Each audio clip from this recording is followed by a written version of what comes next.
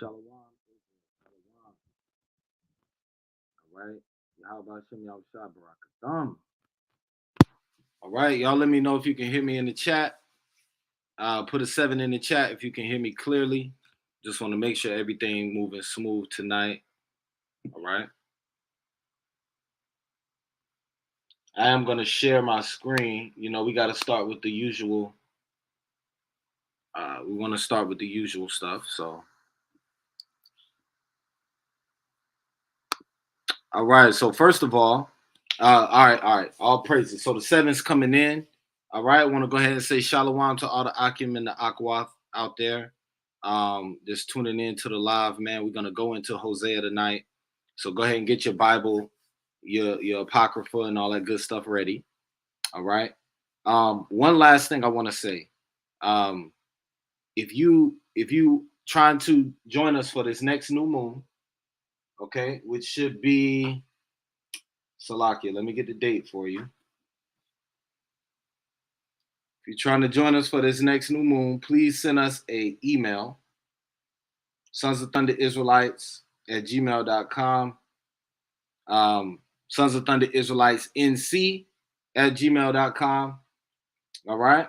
That's for either the main camp or if you want to come to the North Carolina congregation, keep the new moon with us up there. All right. The next new moon is going to be July the 28th at evening. Right? That's the 5th month. Don't let the time creep up on you, Israel. All right. I want to say this as well, right? If you want to advertise with us, please send us an email, sons of thunder Israelites at gmail.com. All right. Send us an email with your inquiry and we'll try to work that in for you. All right. Try to get some stuff for the kingdom rolling, some stuff for the people in the nation so that they can, you can be profitable in this captivity as much as possible. All right. Shalom, Soldier Kevon, Joanne Gilchrist, Christina, Jasmine, Yaiquab, Knock, Christopher Johnson, CED Israel, Shemaiah, Yahawada, TYTY, Holy Yasha Allah, DTA Twine, Mina. All right. If I missed anybody, Salakia. All right.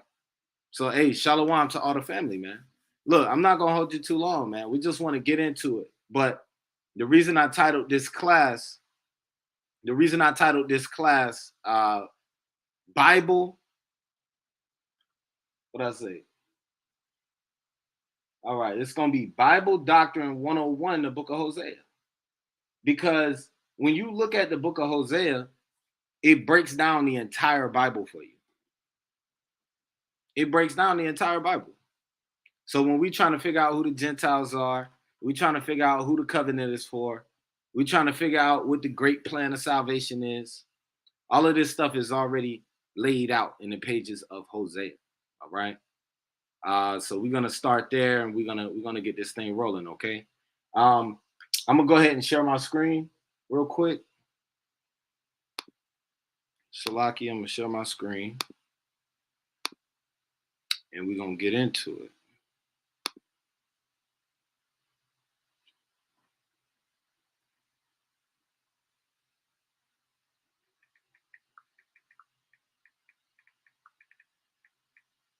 All right.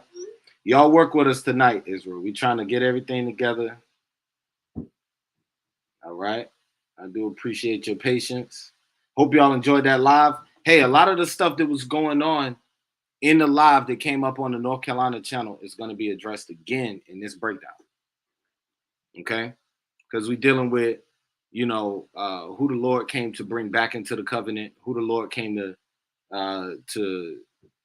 carry out his promises with. All right? So give us a couple of seconds and we're going to have everything straight for you.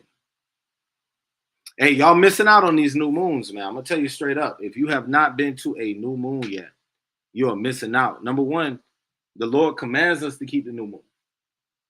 All right? So the Lord commands us to keep the new moon. But number two, that's a great time to just fellowship with the brethren. Right? You in captivity 7 days a week, 24 hours a day, right? You should be ready to join up with your brethren, man. People who trying to keep the law to the best of their ability. That should be your number one desire, man. Right? All right, so let's get into it. All right, I'm not gonna hold y'all too long, like I said, but we got to get into Hosea. Okay, so these are the required materials. As always, you're gonna need your KJV Bible, Apocrypha, Strong's Concordance. Okay, if you want to look up some maps, I'm gonna pull some maps up, but you can Google the maps. You can Google a map of Israel during the time of Hosea. Google a map of Israel during the time of Joshua. Okay? And if y'all have any questions, feel free to ask that question. The only thing I'm going to do is highlight it on the screen, and then I will do my best to address it. All right? So these are the things we're going to deal with. We're going to deal with some of the historical figures. It says we're going to deal with some of the historical figures referenced in the book of Hosea. All right? We're going to deal with some of the places that are referenced. We're going to deal with the allegorical meanings, right? Because the Lord tells Hosea to name his children certain things for a certain purpose. So we're going to break all this down. I'm going to give you all the precepts, and I'm going to walk you through this book step by step. So if you open up your book of Hosea right now and it's blank, then that's fine. By the end of this study, it will not be blank. I promise you. All right? We're going to figure out how to identify end time prophecy, right? This is something that our Old Testament only brethren do not understand. All right? I'm sad to say that. I'm sad to say that, but they don't understand what end time prophecy is, and we're going to help them out. Okay? We're going to deal with the one nation motif.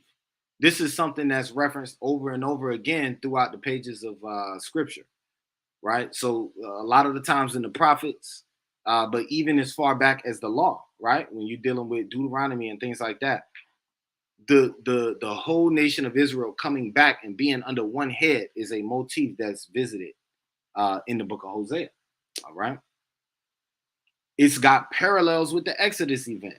You might have heard somebody say the second Exodus, or you might have heard somebody say the final captivity, right?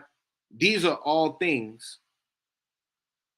The brother said the screen is a little blurry. Let me make sure.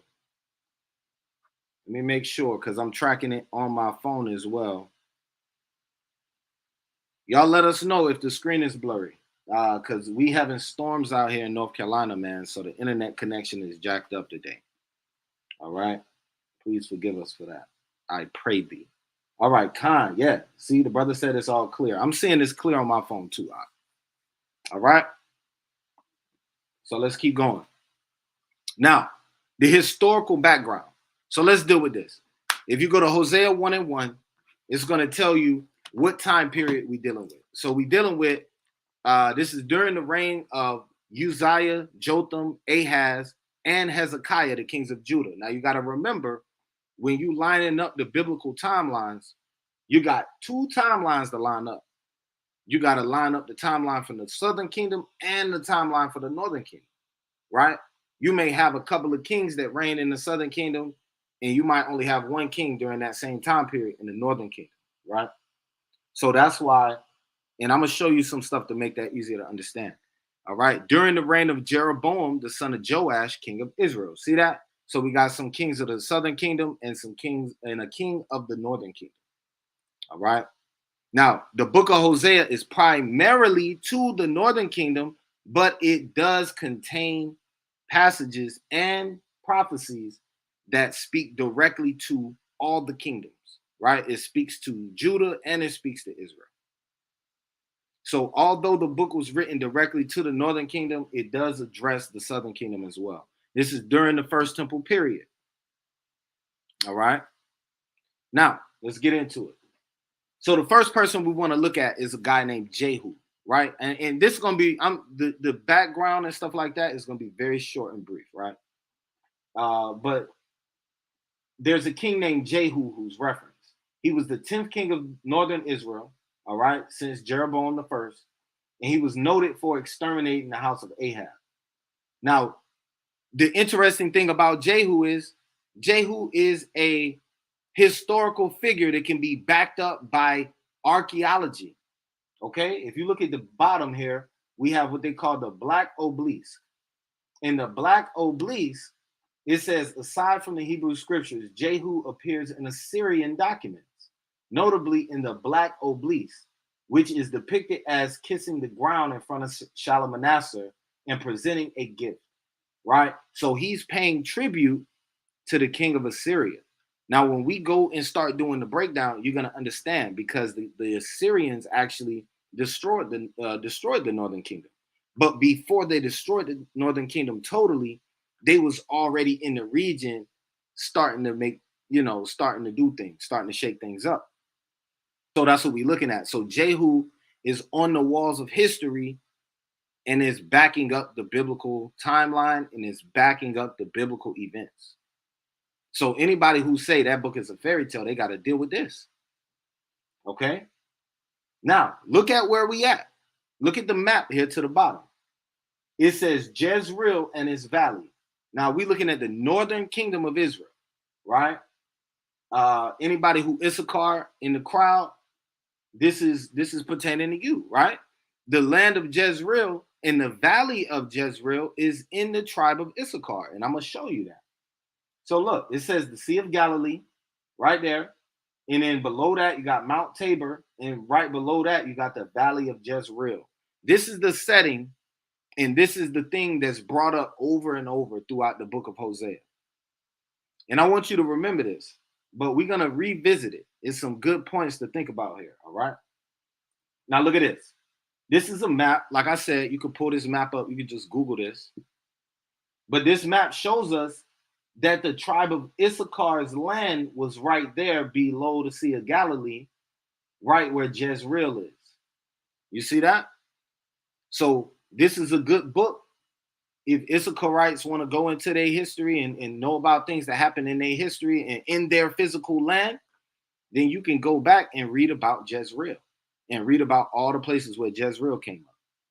All right, and it's going to tell you a lot of stuff that that happened in that region. That's a very important region in the Bible. All right. All right. So that's enough talking. This is a list of all the Northern Kingdom kings, right? And there go Jehu right there. You see that little red arrow, right? Let me make sure. That's the little red arrow right there.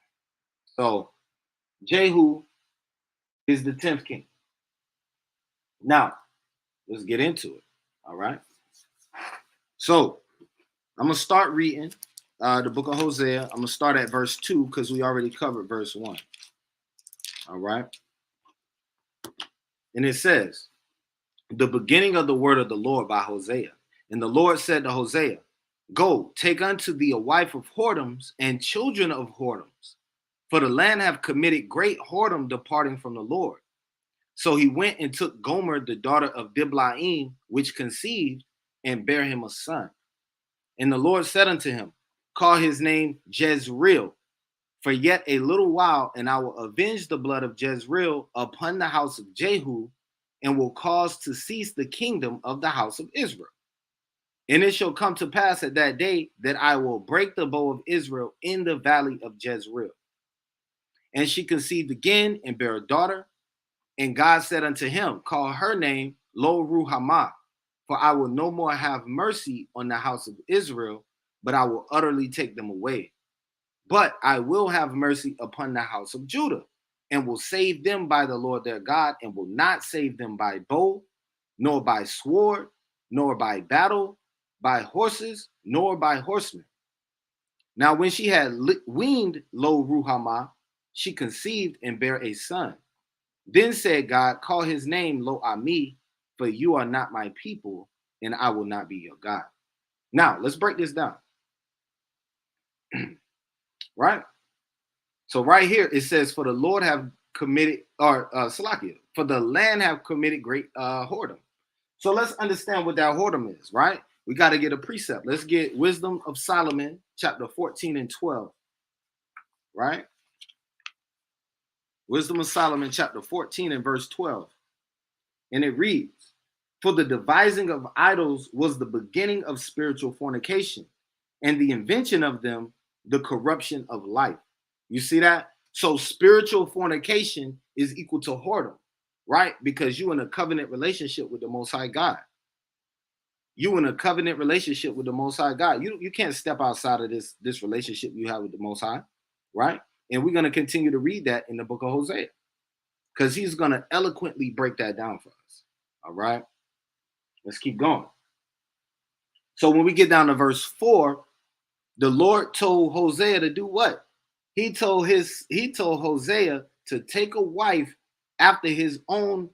So I don't want to give this up too early, but he told him to take a wife, right? A wife of whoredoms. This is verse 2, the beginning of the word of the Lord by Hosea.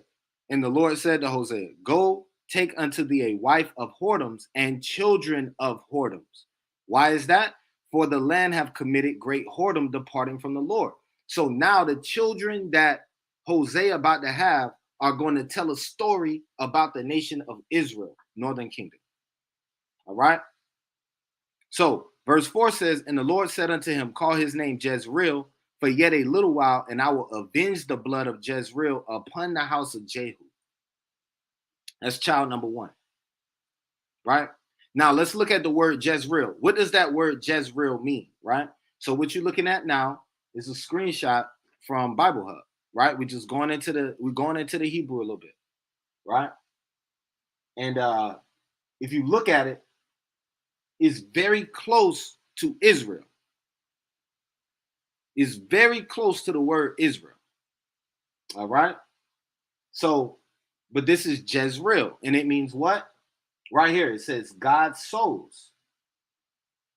So the name of Jezreel means God sows. Now let's pause real quick.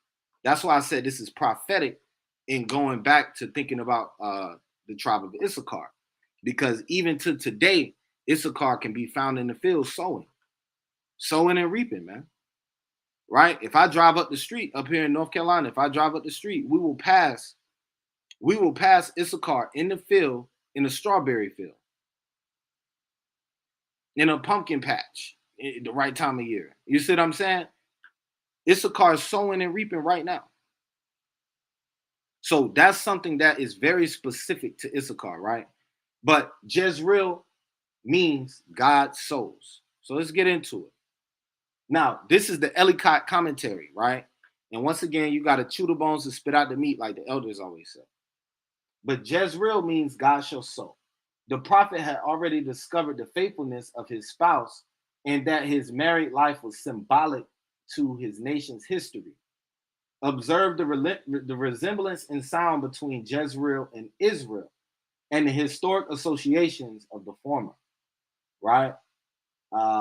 And that's all we need from that. But that's just backing up what we were saying before. So Jezreel is connected to the word Israel, and Jezreel means God sows. All right, let's keep going. So as we go down to the bottom of verse 4, it says, and I will cause to cease the kingdom of the house of Israel. Now let's understand what that means.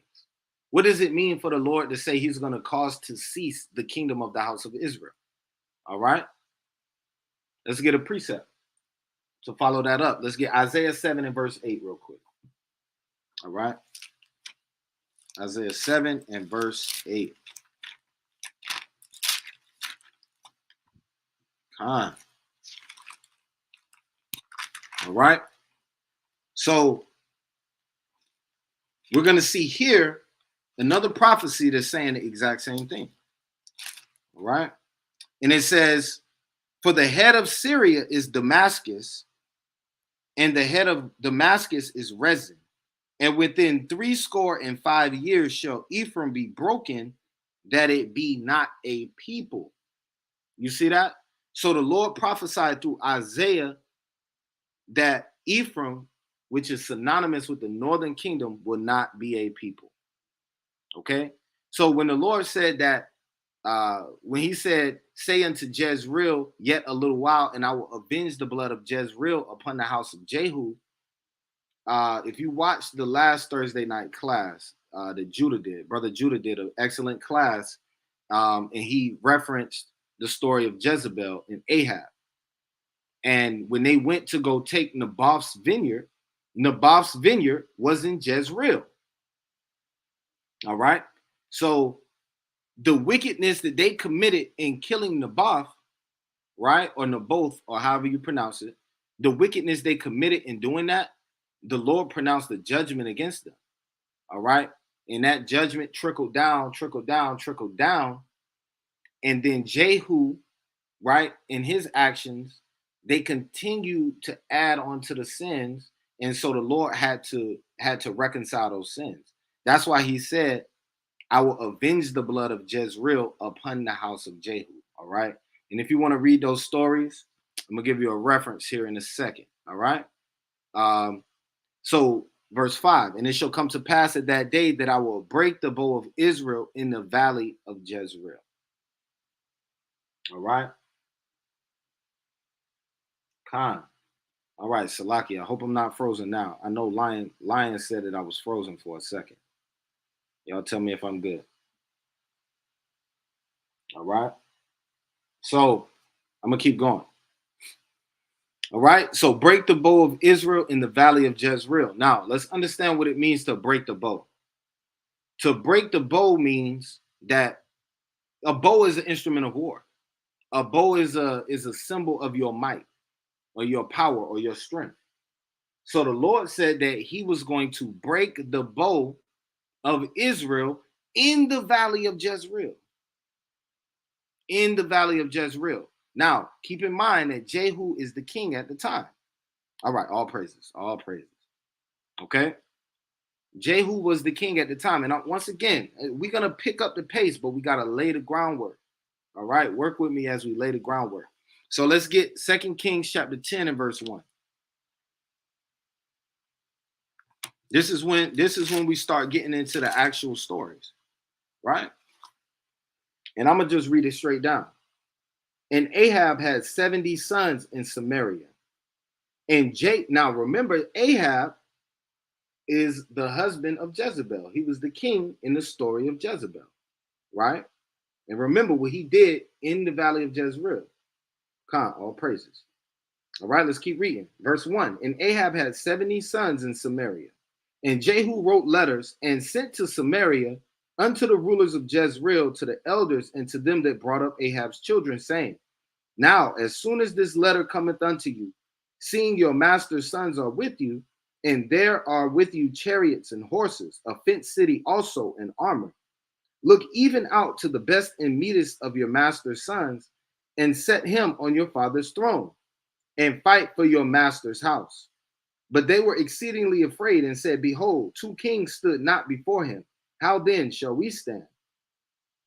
And he was over the house, and he that was over the city, and the elders also, and the bringers up of the children sent to Jehu, saying, We are thy servants, and will do all that thou shalt bid us. We will not make any king. Do thou that which is good in thine eyes.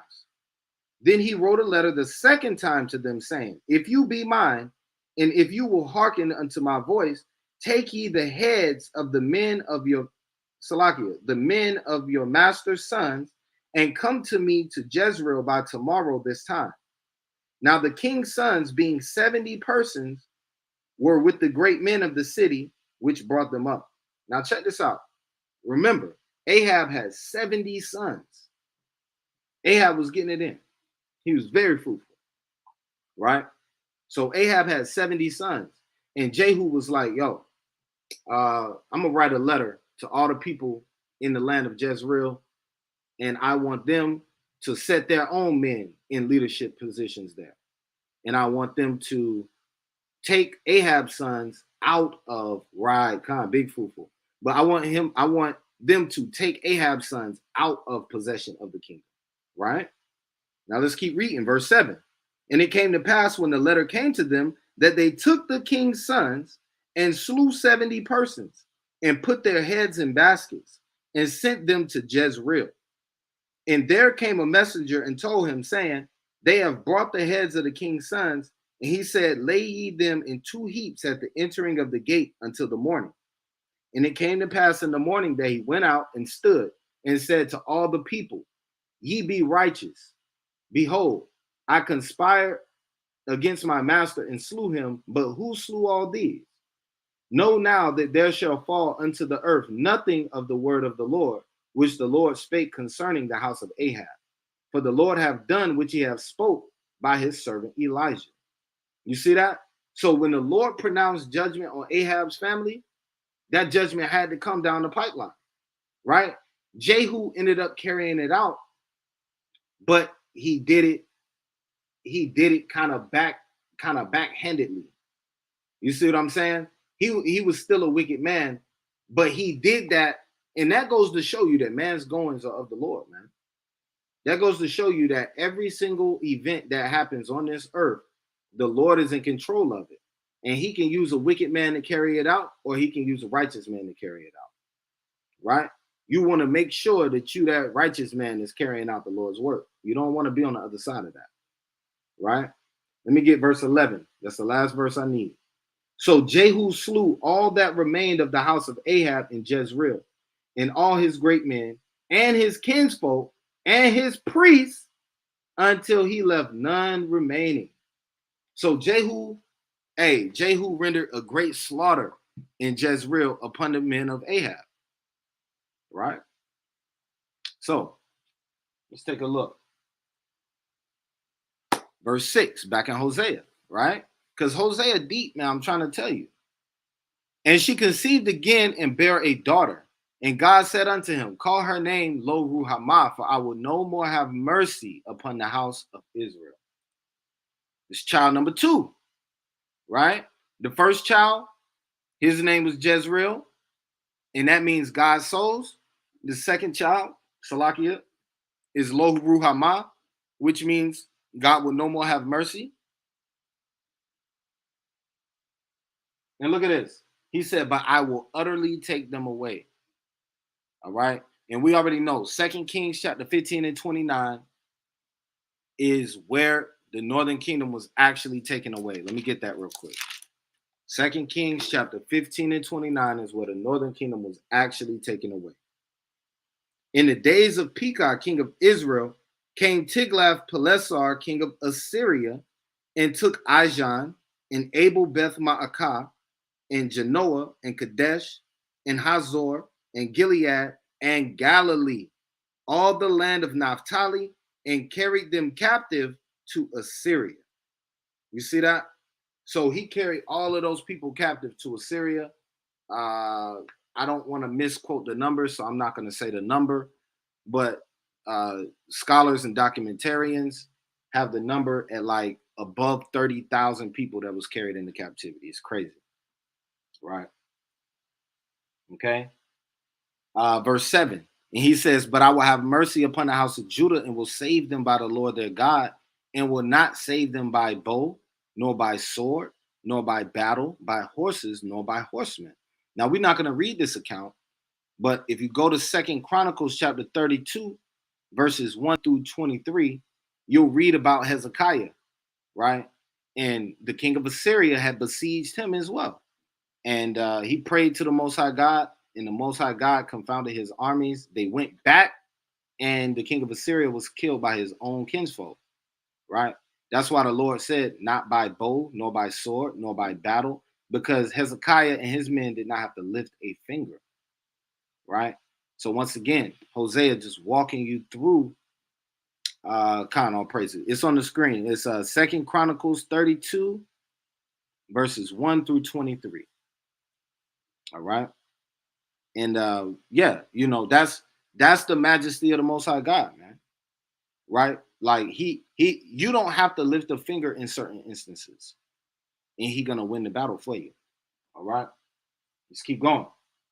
So now we're looking at that third child number 3, Lo Ami, right? And when she had weaned Lo Ruhamah, she conceived and bare another son, and said, God, call his name, Salakia. Then said God, call his name Lo Ami, for you are not my people, right? And look at that, Hosea 4 and 17. Let's get that real quick.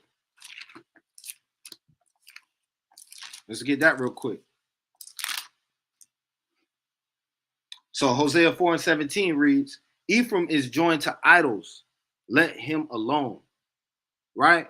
Because the Lord telling you, yo, these not even my people no more, right?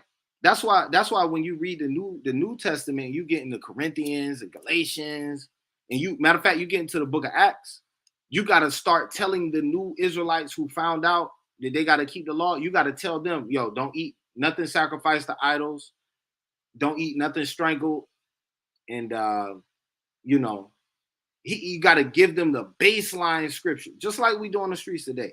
We got to give people the baseline scriptures because they don't know who they are. They are not the Lord's people, man. Right? We live in according to vain customs. We live in as the heathens do, and we likening the glory of the Grecians above all. Right? So all of these things come into play. So let's look at what the Lord telling you in the first chapter of Hosea. Child number 1, his name is I will sow. Right? So the Lord put the seed in Israel, but they rejected, man, and they was hard-headed and they didn't listen. So the Lord, it came to a point where the Lord said, I will no more have mercy on these people. And then after that, he was like, you know what? I'm sending them away to captivity. Now they're not even my people. Right? Do you see how you lost your heritage just by reading the book of Hosea? And you can follow it through in the story of 1st, 2nd Kings. You can go to Chronicles to follow the story, right? Sometimes it's so much reading that we get lost in the reading and we don't see the bigger picture of the story that's being told, right? But that's what the Lord is teaching, all right? So let's keep going. Now, this is what I wanted to deal with. How do we know what an end time prophecy is? I want anybody in the chat. How do you distinguish when something is an end time prophecy? All right.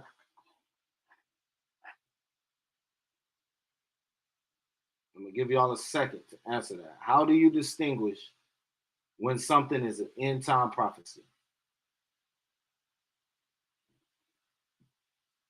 Right?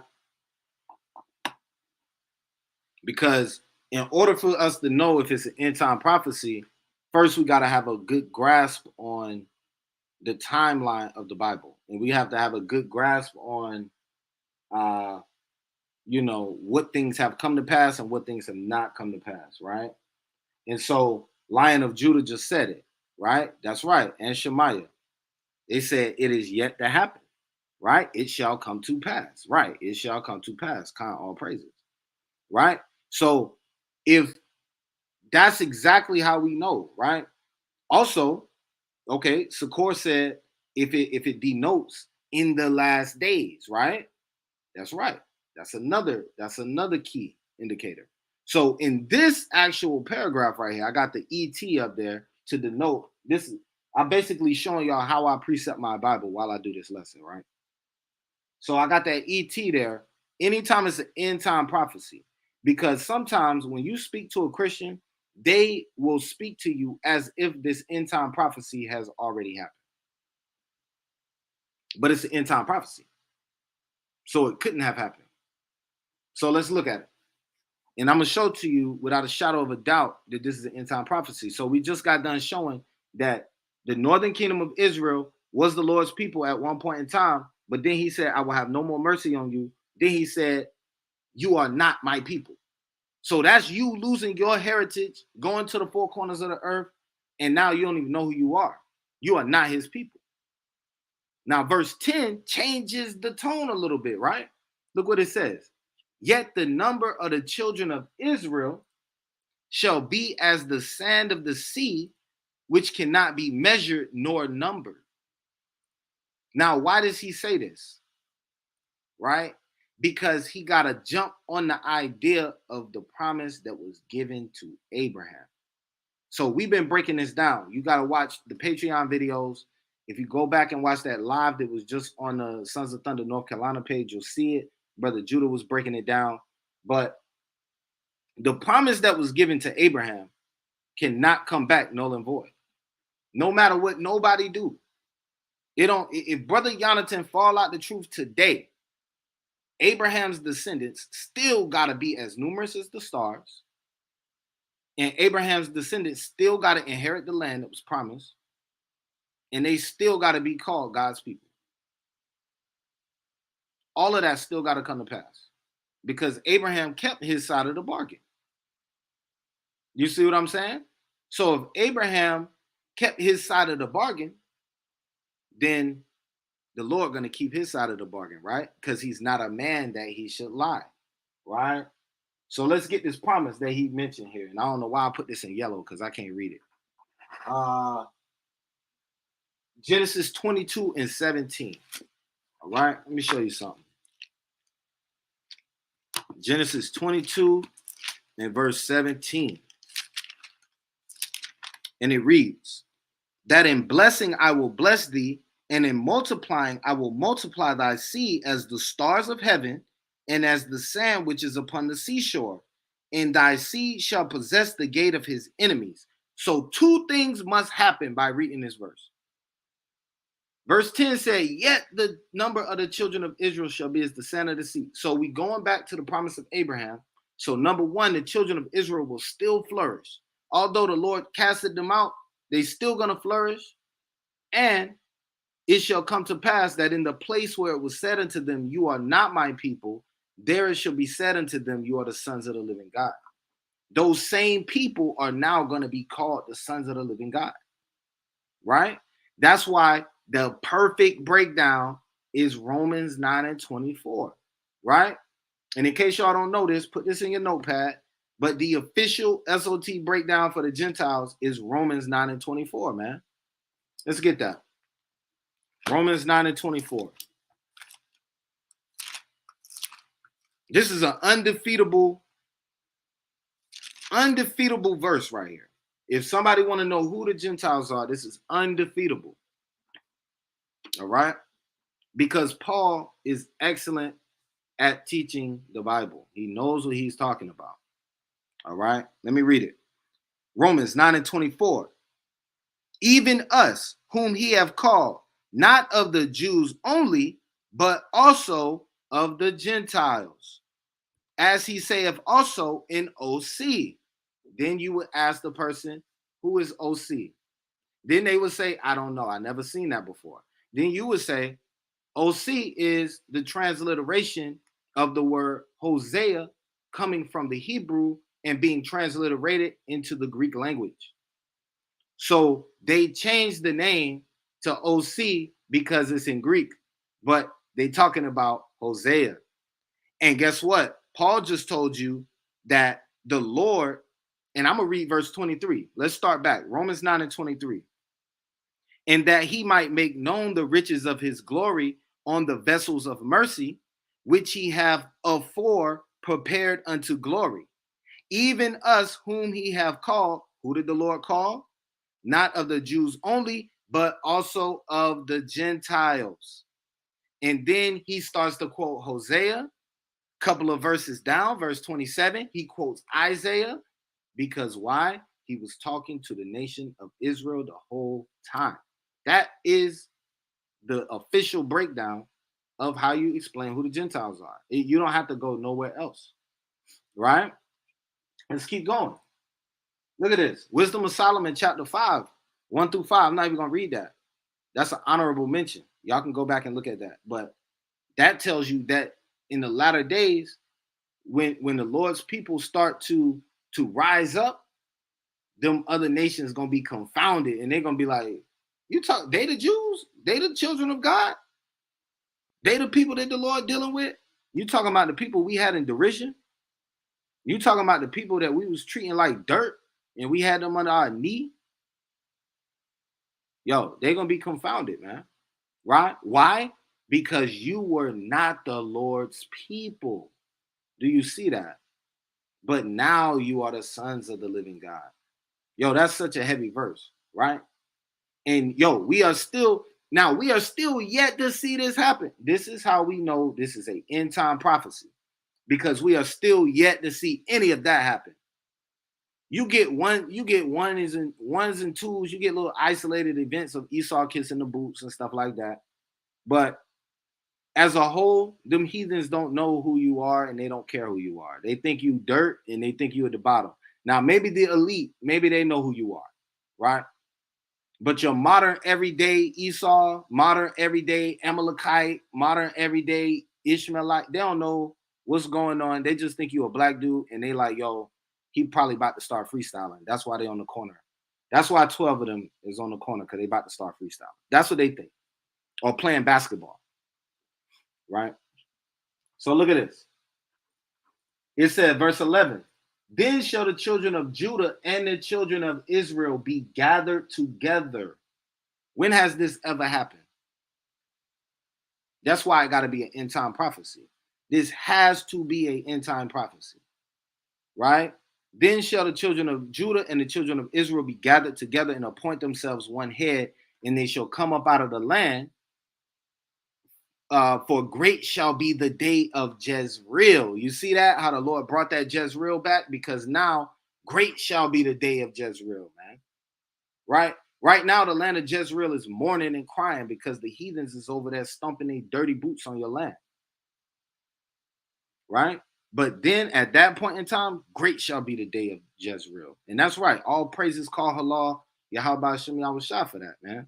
Hey, every time I read these scriptures, it lifts my spirit up, because it lets me know that, hey, it looked bleak out here. It looked like our people don't care. After watching that premiere that was on the main channel earlier, right, where the brother said that he was the modern day Jesus, basically, like he's the modern day Christ. Yo, it looked bleak. I'm gonna tell you straight up. But we gotta have that type of faith that the Lord gonna bring them promises to pass, man. Let me get Jeremiah 29 and 14 real quick. Let me show you something. Right? Jeremiah chapter 29 and verse 14. And I will be found of you, saith the Lord, and I will turn away your captivity. Do you see that? So remember, we was just talking about how you are not his people. He will no more have mercy. So that's your captivity. But now we speaking about him turning away your captivity, right? And I will gather you from all nations and from all places where I have driven you, saith the Lord. And I will bring you again to the place whence I caused you to be carried away captive. That verse goes perfectly in line with this verse, right? Then shall the children of Judah and the children of Israel be gathered together, right? We can get a million precepts on this. Hey, that's right, man. That's right. But you know what? And this is another thing I want to say, right? He sliced them up, but he did it with patience. Because if you don't do it with patience, they're gonna use they're gonna act like a fool the entire time. And then at one time you get out of character, they're gonna use that against you. And then now you got to deal with why you got out of character instead of dealing with the scriptures. So what he did was he stayed patient, he controlled the people, and he kept everybody in order to demonstrate that I don't have to get mad because I know what I'm talking about. And they had nowhere to go. They couldn't use that easy out against him. They had to stay there and deal with it. And it was bad. It was bloody. All right. So do you see this though, man? Do you see this? The children of Israel and the children of Judah, right? Let's get Ezekiel 34 and 23. Yo, this is another cut to the so-called Amalek. And we're not gonna say his name because he don't deserve it. But Amalek out here acting like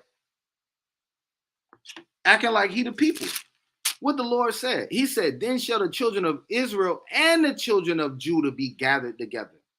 And they shall appoint themselves one head, and they shall come up out of the land. So how you in the land now, and all you got is, by your own admission, all you got is the tribe of Levi and the tribe of Judah. By their own admission, that's all they got. Yo, what they talking about, man? Where these people came from? Right? Let's get that. Ezekiel 34 and 23 reads. Oh, Salaki, wrong chapter. 34 and 23. Once again, an end time prophecy. And I will set up one shepherd over them. You see that? Because in that verse it says, and I will appoint, and they will appoint themselves one head. So that one head is Hamashiach Yahushua, right? The Davidic king. We understand that. And it says, I will set up one shepherd over them, and he shall feed them. even my servant David. He shall feed them, and he shall be their shepherd. Here go a cut to the Trinity. Verse 24. And I, the Lord, will be their God, and my servant David a prince among them. It didn't say my servant David will also be their God. It didn't say me and the servant David will be their God. It said, and I, the Lord, will be their God, and my servant David a prince. All right. We don't have to beat that up too much further. Look at this. This is what we always talking about, right? You can go into Ezekiel 37. You got them two sticks, and the Lord say he's gonna bring the two sticks together, man. Right? He's gonna bring them two sticks together. That's what this whole thing is about.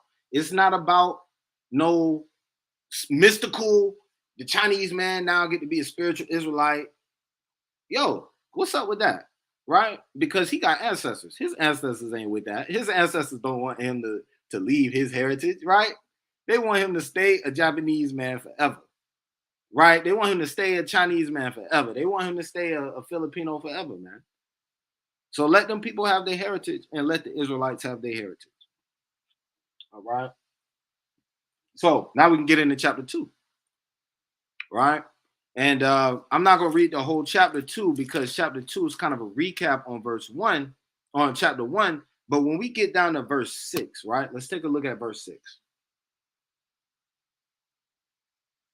All right. And it reads, therefore, behold, I will hedge up thy way with thorns and make a wall that she shall not find her paths.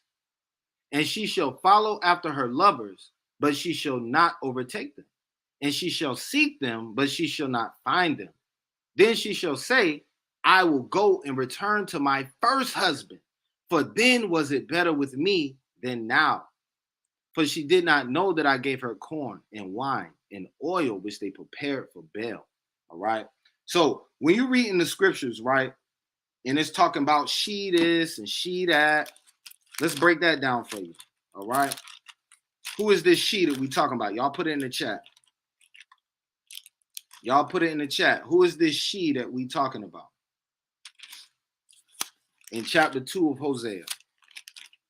All right.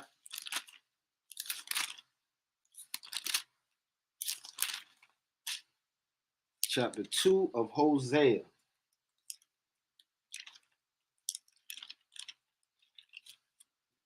All right. There you go. Lion of Judah got it first. All right.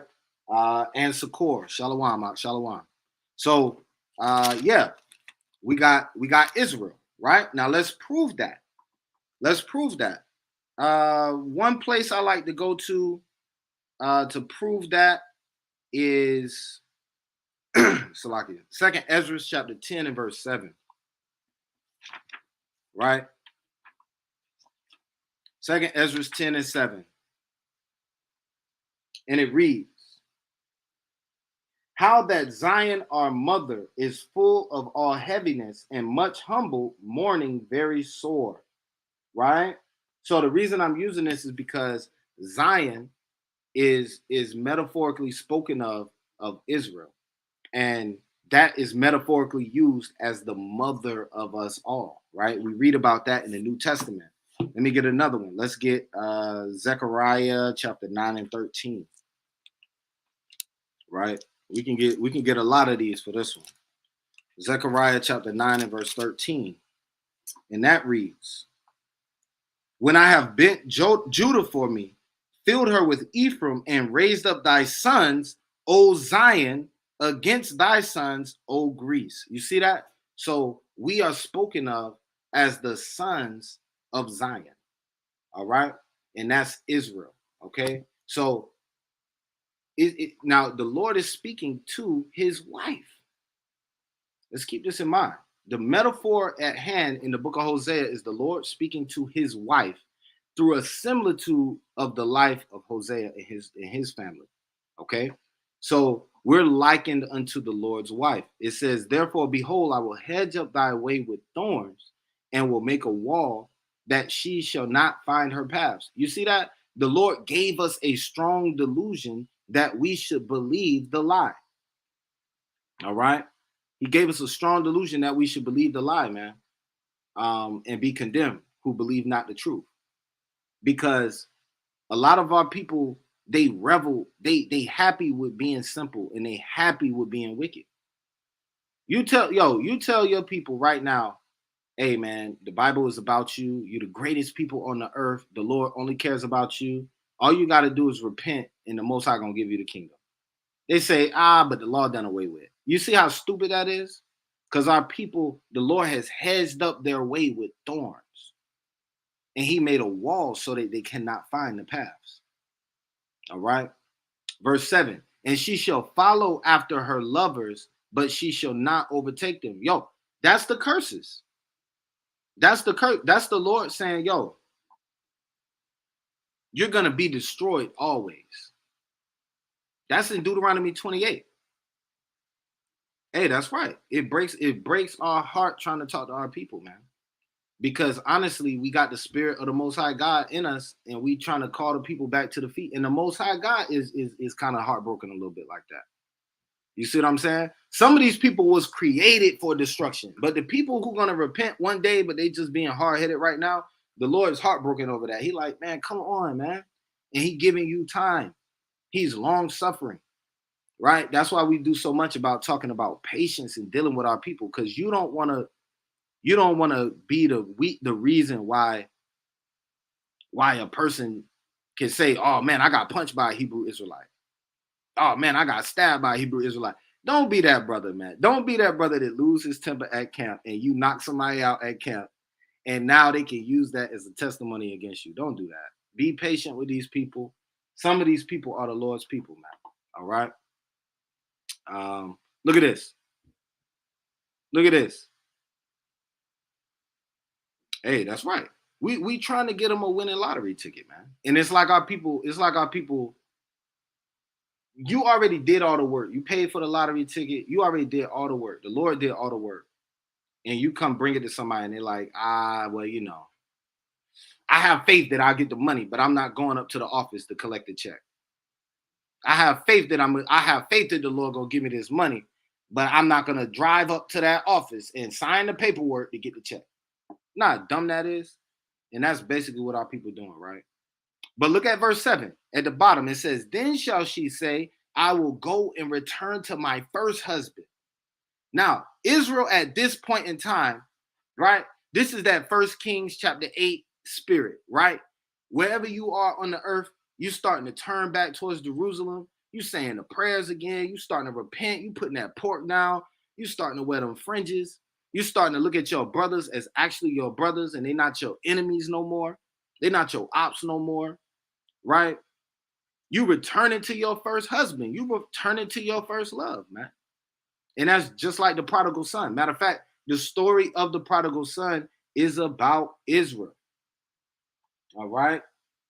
Coming back to the covenant. And that's Luke chapter 15 and verse 11. All right. You can go back and read that. Verse 8. But she did not know that I gave her corn and wine and oil and multiplied her silver and gold, which they prepared for Baal. Yo, you playing the Most High like he a chump. Yo, I went to a class with one of the mighty brothers from Sakari, and Captain Taz was teaching. Yo, this is a heavy lesson. Captain Taz was teaching, and he was talking about how in Jeremiah, how the Lord is pleading with Israel because Israel is his wife. And the Lord said, yo, what more could I have done for you, man? What more could I have done for you that would have made you stay faithful? Right? So that's the idea behind the book of Hosea, man. The Lord gave you everything. He gave you a land. He made you the greatest people. He made you kings and priests. He gave you a heritage. He gave you a law that endures forever, man. What? And you walked out of there. And now look where you at. You can't even go play basketball without getting into a fight on the court. All right. Verse 14. Now, this is what I was talking about before when we start making parallels with the Exodus account, right? And I love going into the prophets because Let's get Sirach chapter 35 and verse 1 real quick. Love going into the prophets, man. Salakia 39 and verse 1. All right. Sirach 39 and verse 1. And it reads, but he that giveth his mind to the law of the Most High, and is occupied in the meditation thereof, will seek out the wisdom of all the ancient, and be occupied in prophecies. He will keep the sayings of the renowned men, and where subtle parables are, he will be there also. He will seek out the secrets of grave sentences, and be conversant in dark parables. He shall serve among great men, and appear before princes. He shall travel through strange countries, for he have tried the good and evil among men. He will give his heart to resort early to the Lord that made him, and will pray before the Most High, and will open his mouth in prayer and make supplication for his sin. All right. Yo, I can read that whole chapter. That's my chapter right there. Right. But it's saying that you will be occupied in those prophecies, and you're going to start to understand the parallels in the parables that the Lord is giving you, man. Like, it's real heavy. So back in Hosea chapter 2, verse 14, therefore, behold, I will allure her and bring her into the wilderness and speak comfortably unto her. Now, this wilderness, when is the last time you actually heard the word wilderness, right, in a context of leaving captivity? It was after the captivity in Egypt, right? It was after the captivity in Egypt. So let's get Ezekiel chapter 20 and verse 35. And it reads, I will bring you, I'm going to start at 34 to show you that the context of what we already read, it matches perfectly. And I will bring you out from the people, and will gather you out from the countries wherein you are scattered. Remember, we just read that. With a mighty hand, and with a stretched out arm, and with fury poured out. Now, check this out. If the Lord's saving everybody, who the fury going to get poured out on? Yo, if the Lord's saving everybody, who the fury going to? Who getting the smoke? Let's keep going. Verse 35. And I will bring you into the wilderness of the people. There will I plead with you face to face, like as I pleaded with your fathers in the wilderness of the land of Egypt. So will I plead with you, saith the Lord God. And I will cause you to pass under the rod, and I will bring you into the bond of the covenant. Do you see that? Right? So in Hosea, when he said, I will allure you and bring you into the wilderness and speak comfortably unto you. Yo, the Lord ain't got to do this. You already went out of the covenant. You already broke the covenant. He ain't got to do this. You know why he's doing this? On the strength of Abraham, Isaac, and Jacob. He's doing this merely on the strength of Abraham, Isaac, and Jacob. Let's get that. Deuteronomy chapter 7. All right.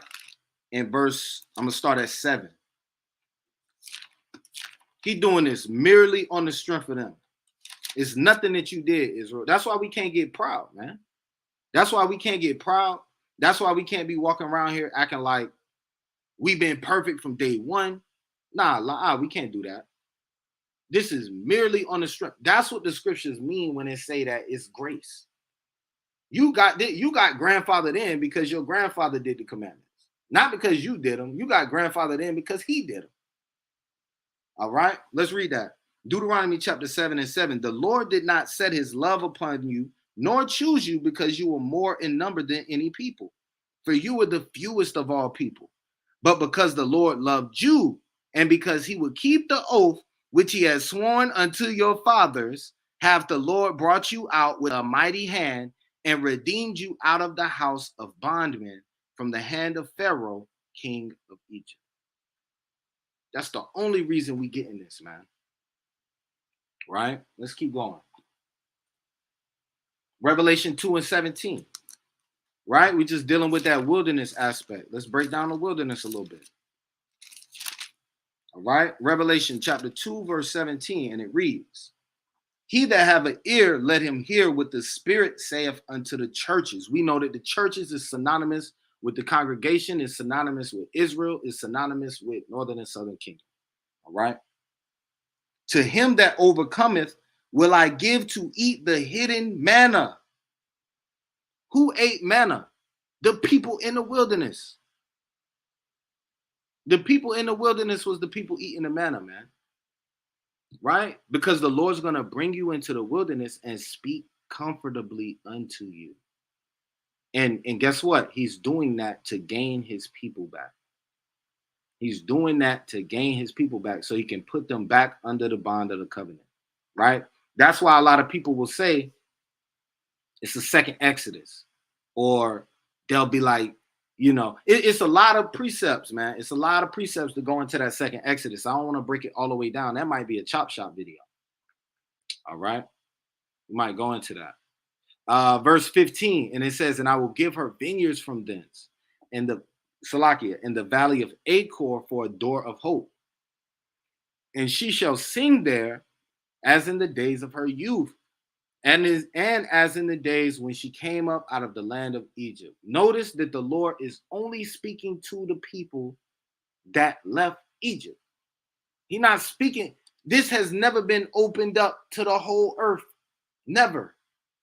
Not once did he say, and I'm going to do this, and then they're going to graft in the Gentile.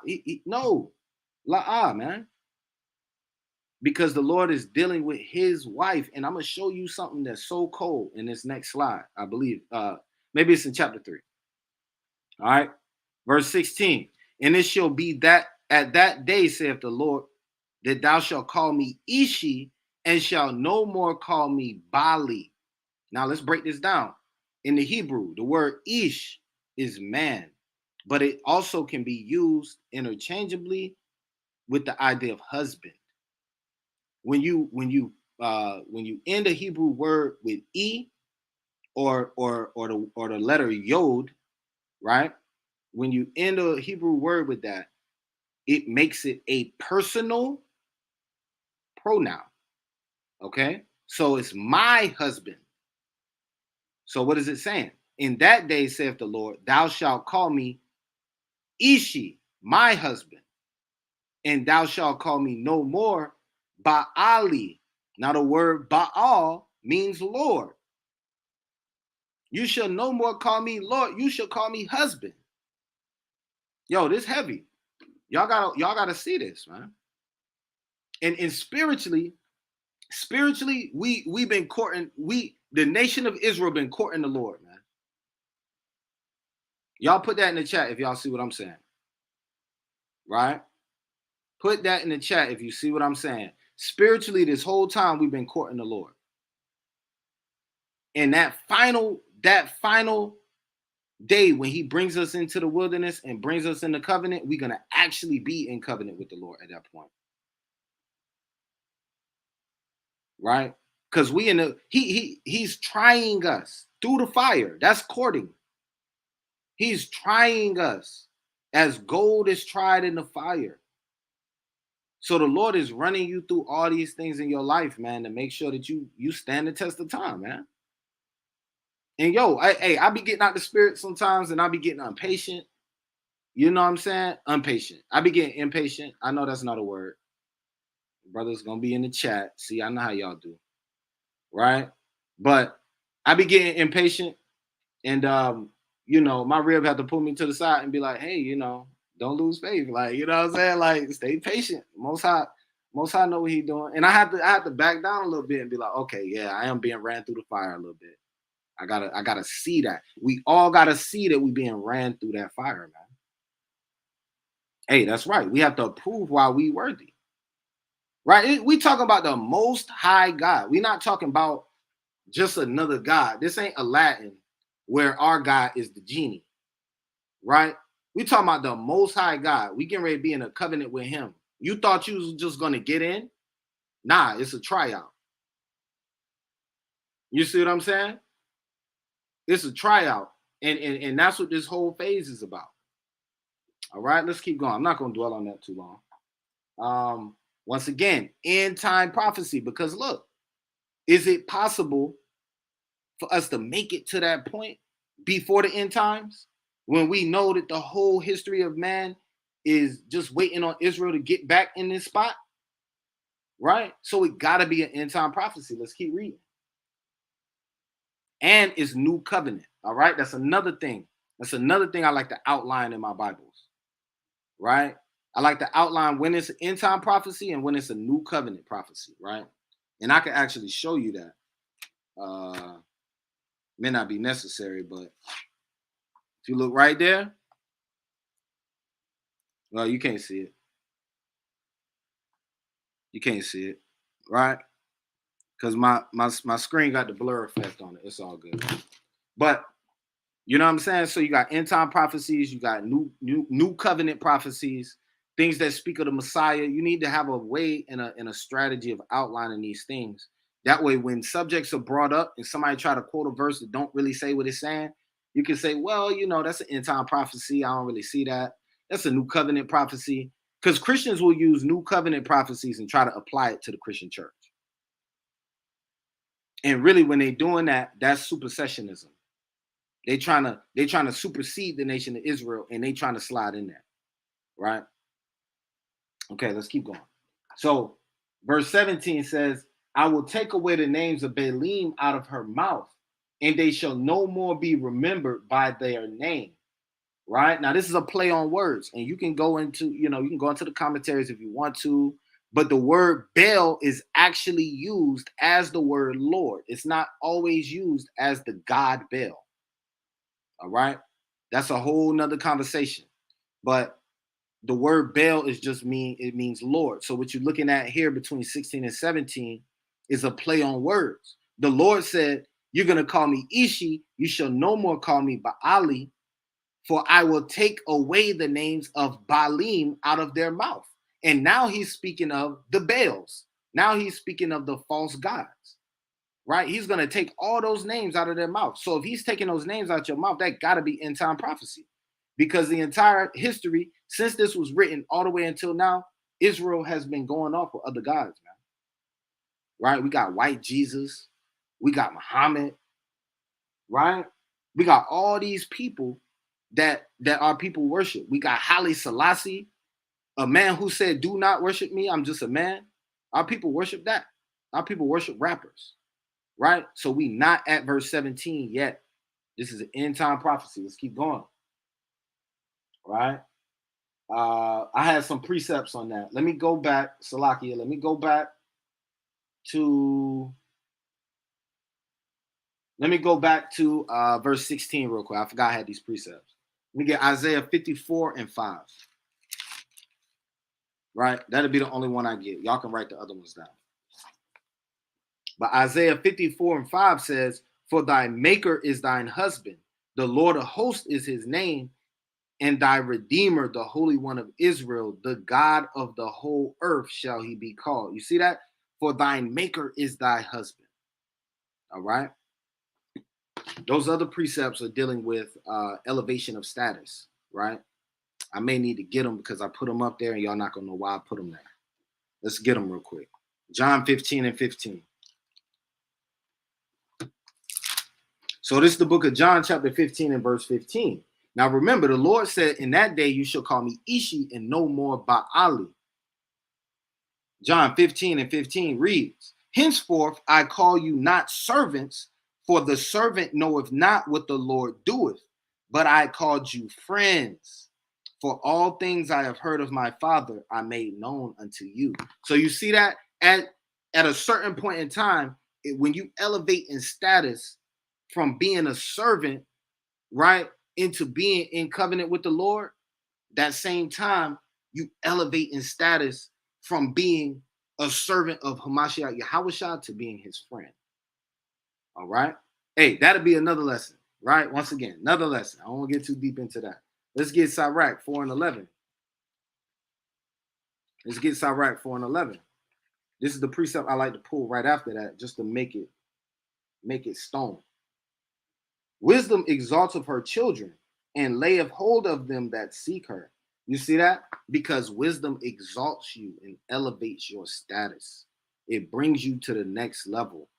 You shall be called, or you shall call me Ishi, and you shall no longer call me by Ali. All right.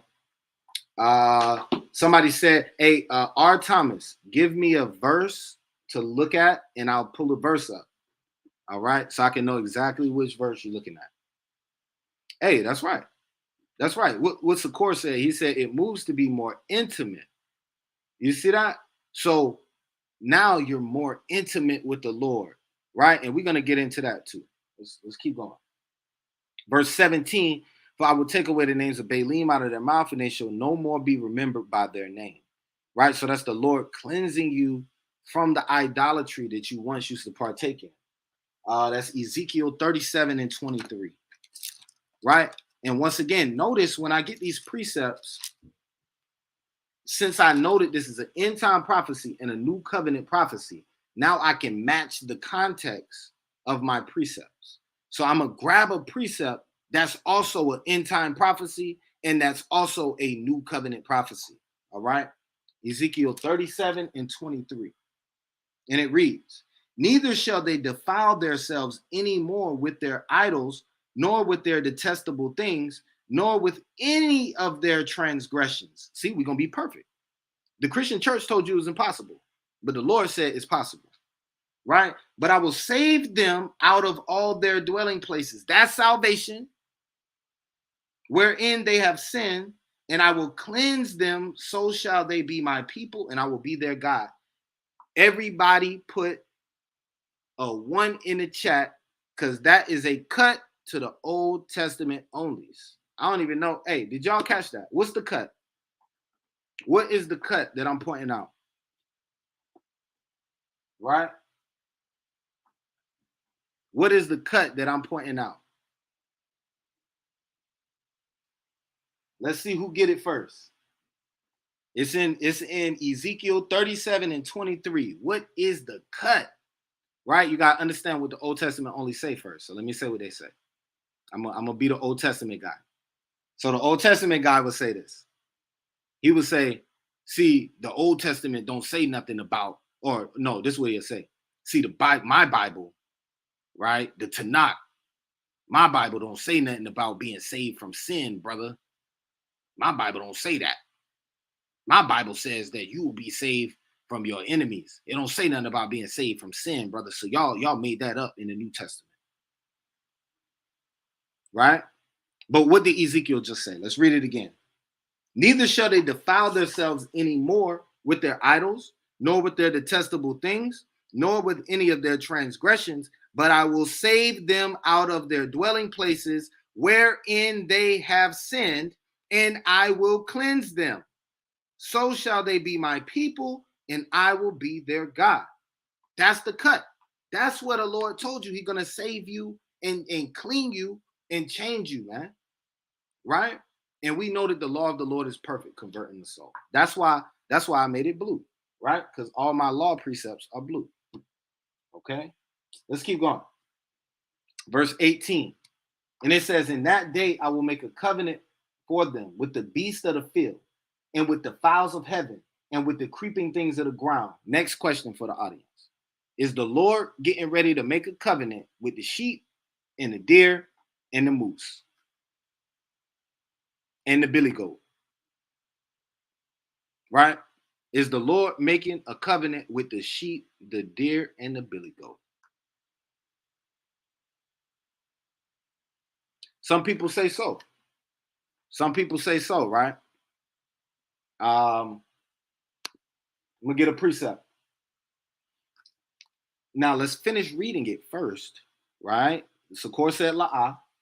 Let's keep reading it first, because notice there's a semicolon there. Anytime you see a semicolon in the English, that's the translator. It's not in the Hebrew. That semicolon is not there in the Hebrew, but that's the translator giving you a hint into what they believe is connected. So the second part of that verse says, and I will break the bow and the sword and the battle out of the earth. Do cattle and beasts of the field and fowls of heaven, do they carry bow and sword? La-ah. They don't carry bow and sword. Right? So when the Lord say He's gonna make a covenant with the beasts of the field, He talking about the other nations, and we got mad precepts to back that up. The other nations are always called beasts. The heathens are called dogs. Um, Christ called some people a brood of vipers. Man, He basically was calling them heathens. You see what I'm saying? So we gotta understand how to break this thing down. Let's get Isaiah chapter 2 and verse 4.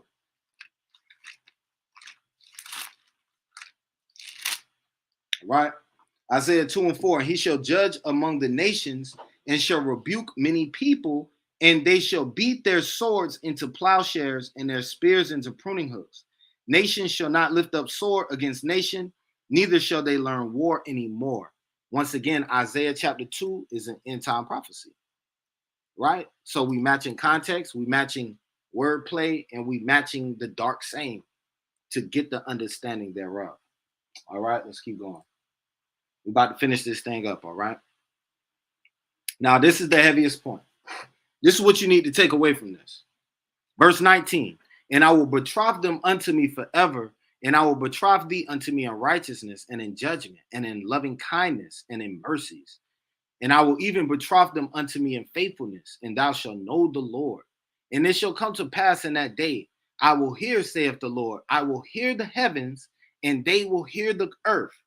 And the earth shall hear the corn, and the wine, and the oil, and they shall hear Jezreel. All right. Hold on. Lion of Judah says something. Not to interrupt, but after the lesson, could you question? Just go ahead and type your question, and then I'm gonna try to circle back to it as long as I can freeze it on the screen. All right. Just type it in there. And it came to pass in that day, I will hear, saith the Lord, I will hear the heavens, and they shall hear the earth. And the earth shall hear the corn and the wine and the oil, and they shall hear Jezreel. What does that mean? Somebody in the chat.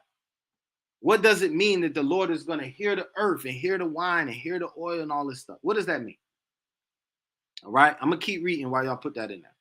Verse 23. And I will sow her unto me in the earth, and I will have mercy upon her that had not obtained mercy. And I will say unto them which were not my people, thou art my people, and they shall say, thou art my God. All right. So let's start breaking this down. Boom. Once again, the wedding feast. We know that Christ likens the kingdom of heaven to a great wedding feast, right? And we are actually bidding our people to the feast week in and week out. So this is hey, send us an email. Send us an email, Lion of Judah. Send us an email, Sons of Thunder Israelites at gmail.com. There you go. The mighty Ariah on the scene. All right. He put it in the chat for you. All right. And now let's look at Hosea chapter 2 and 19. I will betroth thee unto me forever, and I will betroth thee unto me in righteousness and in judgment and in loving kindness and in mercies. And I will even betroth thee unto me in faithfulness, and thou shalt know the Lord. Now, this is going back to verse 16, right? Because we're talking about that marriage between the Lord and Israel. Okay. But this is what I want you to focus on. You see that word right there? It says, I will even betroth thee unto me in faithfulness, and thou shalt know the Lord. What does it mean to know the Lord, man? Right? We're talking about an intimate knowledge. We're talking about you really understand how to please the Lord, man. That's what the brother Sakor put in the chat earlier. So let's get a precept for that. Y'all already know this one. Well, I'm going to get two. The first one is Jeremiah 31 and 34. All right. Jeremiah 31 and 34 reads, once again, this is a end-time prophecy, new covenant prophecy. And they shall teach no more every man his neighbor and every man his brother, saying, know the Lord, for they shall all know me, from the least of them even unto the greatest of them, saith the Lord. For I will forgive their iniquity, and I will remember their sin no more. See that? You save from sin too. So you save from your enemies, but you save from sin as well. All right, let's get another one. 1 John chapter 2 and 3. I know this is the first one y'all was probably thinking about. Right? First John chapter 2 and verse 3. Hey, the water Yahweh for First John, man. Right? First John chapter 2 and verse 3. And hereby do we know that we know him if we keep his commandments. Right? So when the Lord betroths you unto him in faithfulness, you're gonna know the Lord, from the greatest of them to the smallest of them. That's what Jeremiah told us, right? Now, I want to show you something. Now, so we're looking at verse 21, 22, 21, and 22, right? And remember, I was asking y'all, what does it mean when it says that the Lord will hear the heavens, and they shall hear the earth, and the earth shall hear the corn, and the wine, and the oil? Once again, this is not the sky having ears, the earth having ears, right? The corn having ears. This is not that. Let's look at it. So when you look at that word here, right? It's right here. It's H6030, okay? And it's na. Na. Okay? Now let's go look at it. And the word, the Hebrew word, if you want to say it in the paleo, okay, is na. Na. And it means to answer or to respond. So what the Lord is really saying is this. And it shall come to pass in that day that I will answer, saith the Lord, and I will answer the heavens, and they will answer the earth. Now, what does that mean? That means that when you go out into your field and plant your crops, the earth and the heavens are going to cooperate in order to bring forth the corn, because the corn is going to answer, and the wine and the oil, and they will all answer Jezreel, right? And that's a reversal. So this is something I should have put on the front page. All right. One more major thing is reversal. In the Bible, you got a bunch of curses, but the Lord reverses all of them, right? Every single curse that's written in the Bible, the Lord gonna reverse it in the final days, right? That's another key indicator that this is an end time prophecy. Let's go into Genesis chapter 3 and verse 17. We deal with this in the Torah committee, right? Because we briefly talk about how the scribes are geniuses and they use literary devices. Right, there you go. The land will no longer be cursed. But the scribes use literary devices to draw your attention to certain things, right? They were geniuses. Sometimes we think of a scribe as just a guy who was sitting in front of a candle recording stuff. These scribes were geniuses, man. And not only were they geniuses, but they had a strict regimen they stuck to make sure that the words of the Lord were preserved. All right. Let's get Genesis 3 and 17. And unto Adam, now this is the curse that the Lord gave unto Adam, right? And unto Adam he said, because thou hast hearkened unto the voice of thy wife, and hast eaten of the tree of which I commanded thee, saying, thou shalt not eat of it. Cursed is the ground for thy sake. In sorrow shalt thou eat of it all the days of thy life. Right? The reversal of that curse is right here. Because the Lord says that the earth shall hear the corn and the wine and the oil, and they shall hear Jezreel. Meaning that the earth and all of the crops and all the fruit thereof is going to respond to Jezreel, man. Right? When Israel's back in his righteous rulership, when we try to do something in the earth, it's going to come to pass, man. All right? Let's keep going. Verse 23. Remember, we told you what Jezreel means. We told you that Jezreel means that the Lord will sow. He sows, right? And I will sow her unto me in the earth. That's the reversal of Hosea chapter 1 and 4. Now, I did go back and read some commentaries just to see what they thought about that. And one thing they said it's interesting because the first time Jezreel is mentioned is in chapter 1, verse 4, right? Where the Lord is dealing with probably sending them into captivity. So you could think of it as the Lord is sowing Israel into captivity, right? But verse 23 is obviously a good prophecy. It's a reversal of that. And he's saying now he's going to sow you back into your land. Because you got to remember the word earth means land. All right. It's aratzaza, all right, in the Hebrew. So the word earth means land or haaretz. Okay. Aratzaza or haaretz. And it says, I will sow her unto me in the earth, and I will have mercy upon her who had not obtained mercy. Look at that. Reversal of Hosea 1:6. And I will say unto them, which were not my people, thou art my people. That's the reversal of verse 9 in chapter 1. And they shall say, thou art my God. Right? Bringing us full circle back to Romans chapter 9. Right? Romans chapter 9. So let's get this last piece here. This ain't going to take long. I'm kind of going over. Y'all forgive me. All right? But this is actually the last page. So let's read it. Chapter 3. Then said the Lord unto me, go yet, love a woman beloved of her friend, yet an adulteress, according to the love of the Lord toward the children of Israel, who look to other gods and love flagons of wine. So I brought her to me for 15 pieces of silver and for a homer of barley and a half homer of barley. And I said unto her, thou shalt abide for me many days. Thou shalt not play the harlot, and thou shalt not be for another man. So will I also be for thee. For the children of Israel shall abide many days without a king and without a prince and without a sacrifice and without an image and without an ephod and without teraphim.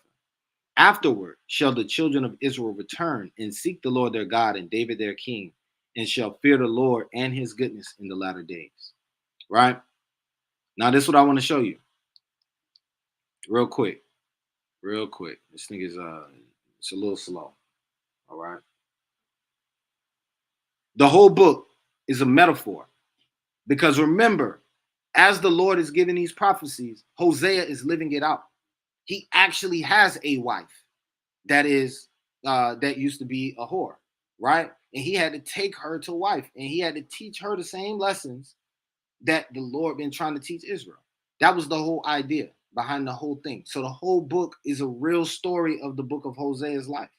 That's why chapter 1 says that these are the words of the Lord during the time of all these kings, because this happened over a lifetime, right? A lot of these things happened over a lifetime, and he wrote it down at a particular point in time, right? Because remember, he had children. So we know that this verse didn't just happen in one day. He had children, and then he weaned the children, and then he had another child, and then he weaned that child, and then, do you see that? Okay, so let's keep going. It says, according to the love of the Lord toward the children of Israel, who look to other gods, right? Now, verse 2 says, so I bought her. Now, this is Hosea speaking. So I bought her to me for 15 pieces of silver and for a homer of barley and a half homer of barley.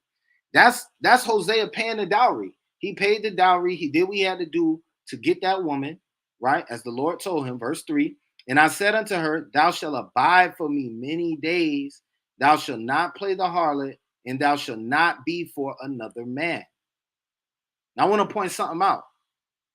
This is, so will I also be for thee. This is what Hosea told his wife.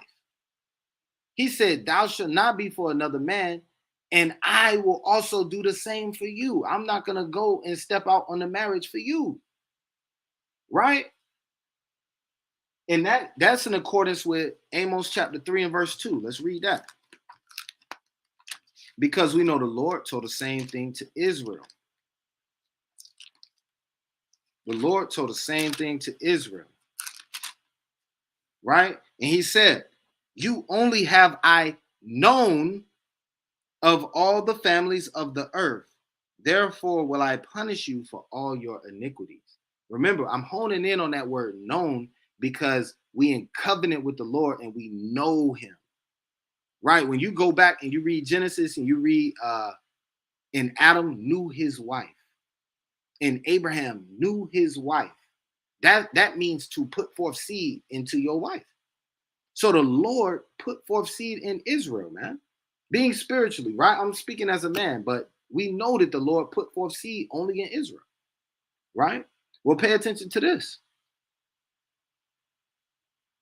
Hosea told his wife that, but remember, everything Hosea says is according to the love of the Lord towards the children of Israel. Everything. So when the Lord, when Hosea told his wife, "You will not be for another man, and I won't, and I will do it also for thee," the Lord told us the same thing. The Lord said, "You shall not go after other gods, and I will do the same. I will not leave the covenant with you. I will not leave the covenant and go and be with another people." Right? Let's keep it going.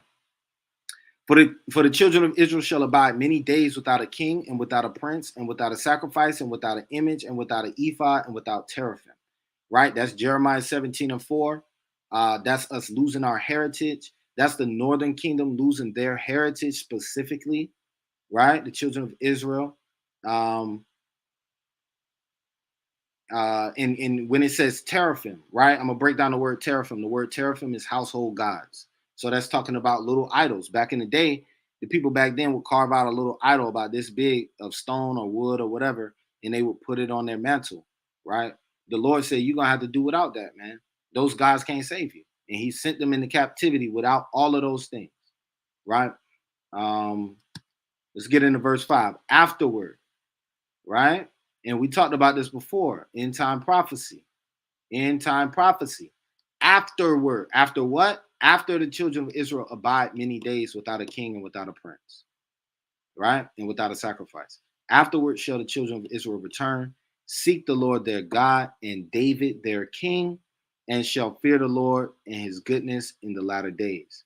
David their king is another way of saying the Davidic king. We already read a precept speaking of the shepherd, right? And speaking of the ruler from the house of David. But that's another precept in the red right there. And that's the Davidic king. All right.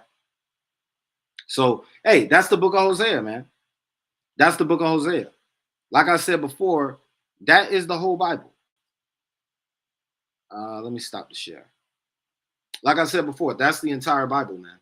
Um, all right. So, hey, I do appreciate y'all joining. Once again, send us an email, Sons of Thunder Israelites at gmail.com if you have any questions or any inquiries about advertising, or if you want to join the camp or support the camp in any way like that.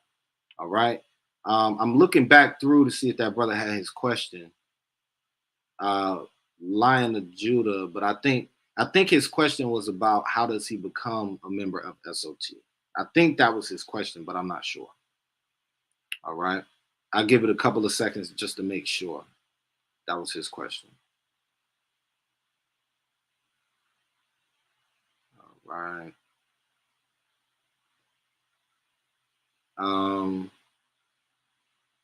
Hey, that's right. That's right. Deuteronomy chapter 30, man. That's one of my favorite chapters in the whole Bible.